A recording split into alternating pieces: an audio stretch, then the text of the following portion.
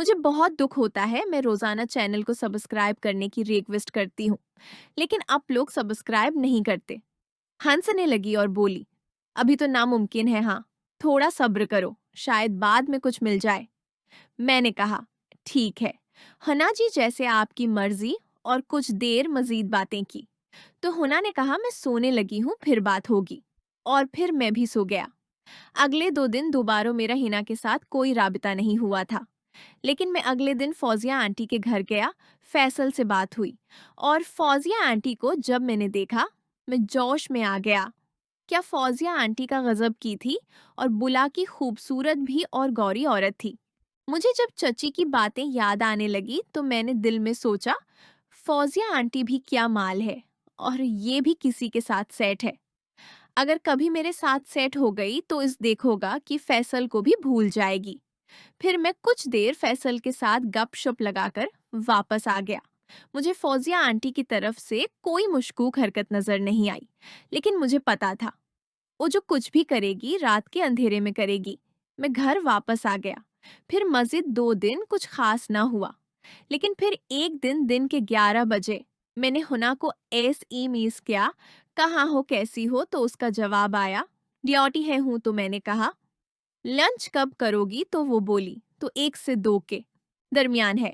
मैंने कहा, क्या मॉड है, मेरा आज बाहर खाने का मॉड हो रहा है, साथ चलोगी, तो वो बोली, कहाँ जाना है, तो मैंने कहा, स्यावर फोर्ट चलते हैं। तो उसने कहा, ठीक है, वो नजदीक है, मुझे वापस भी आना है।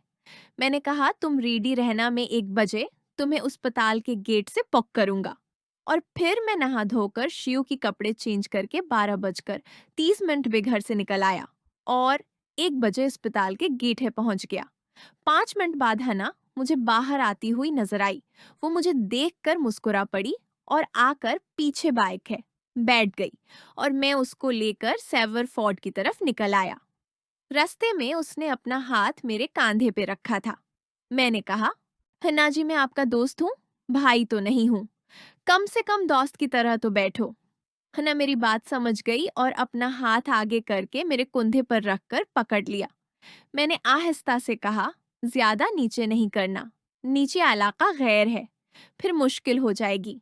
मैंने साइड वाले शीशे से देखा, वो मेरी बात सुनकर मुस्कुरा रही थी और आहिस्ता सा मेरे कान के पास मुन्ना करके बोली, कभी तो इलाका गैर देखना ही पड़ेगा। मुझे उसकी बात सुनकर मस्ती चढ़ गई और मैं खुश हो गया। फिर हम सेवरफोर्ड है आ गए। यहाँ हमने खाना खाया। खाने के दौरान मैंने कहा, हना जी, आपकी रूममेट वो ही लड़की है न जो इस दिन रिसेप्शन पे खड़ी थी। शाजिया नाम की तो होना बोली नहीं। वो नहीं है, वो तो पंडी की है। उसका अपना घर है, शादीशुदा है, उसका 6 साल का बेटा है। मेरी रूममेट गुजरात की है, उसका नाम फरजाना है। वो उस दिन रूम में सोई हुई थी, उसकी नाइट ड्यूटी थी। मैंने आंख मारते हुए कहा, हुना जी, वैसे आपकी सहेली शाजिया शादी शदा तो नहीं लगती। हना मेरी बात सुनकर थोड़ा मसनूई गुस्सा दिखाकर बोली, अब जनाब का इस पे भी दिला गया है। मैंने कहा, नहीं, ऐसी बात नहीं है, मैं तो वैसे बात कर रहा था कि वो शादी शुदा लगती नहीं है। हना मुस्कुराकर और आहिस्ता से बोली, अक्सर आंखें धोखा खा जाती है।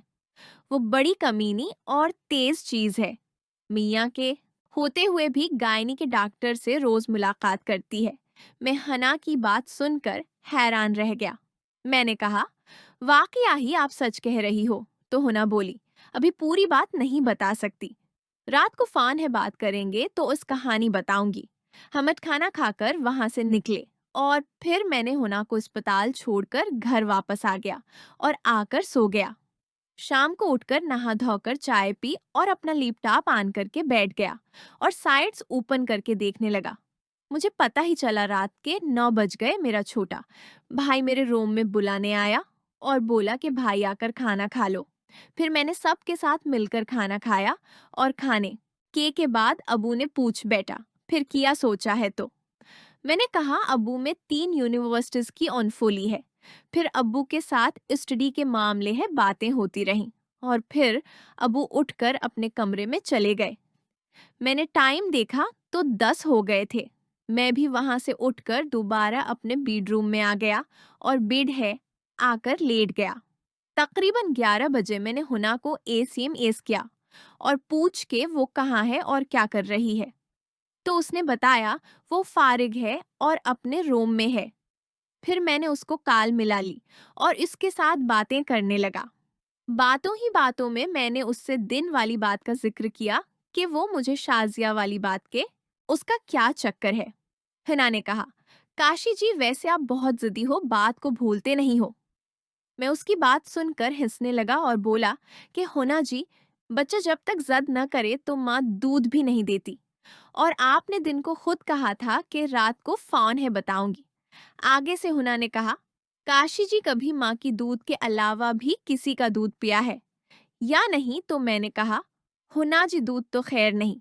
फिर मैंने हुना को याद दिलाया, हुना जी आप मुझे मतलब की बात बताती नहीं हैं और मुझे कहीं और ही उलझा देती हैं।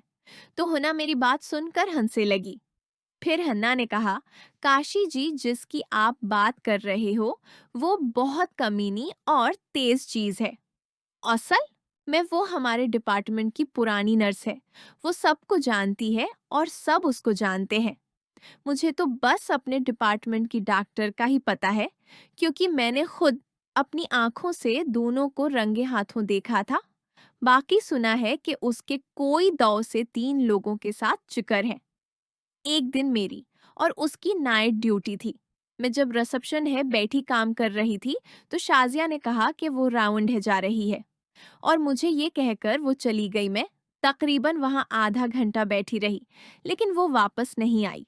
और इस दौरान ही एक मरीज के साथ कोई अटेंडर मेरे पास आया और बोला कि उसके मरीज को दर्द हो रही है, आप थोड़ा चेक करें।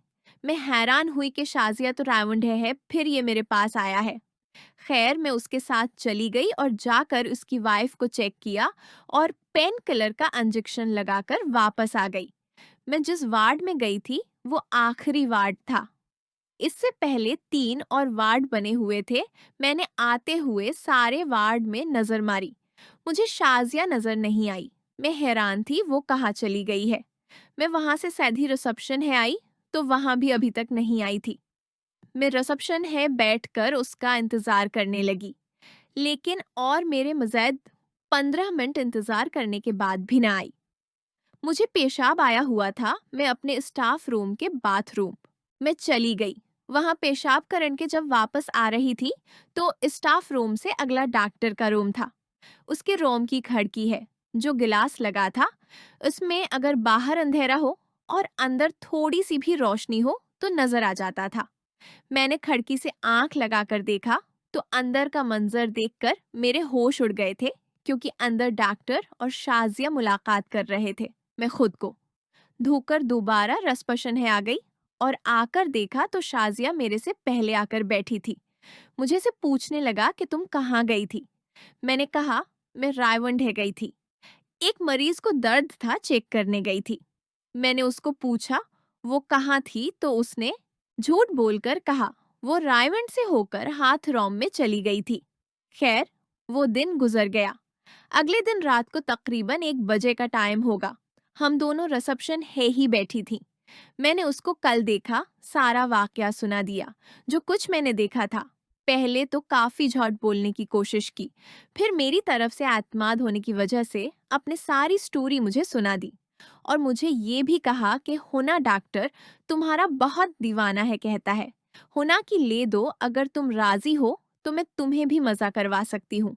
वो डॉक्टर तुम्हारा और तुम्हारी रोममेट का बहुत दीवाना है, बार बार मुझे तुम दोनों के लिए कहता है। मैंने शाजिया की बातें सुनकर कहा, मुझे नहीं लेना मजा डॉक्टर से और ना मुझे दोबारा कहना। हो खुद जो मर्जी करो, मुझे कोई परवाह नहीं है और मैं न ही किसी और तुम्हारा बताऊंगी। फिर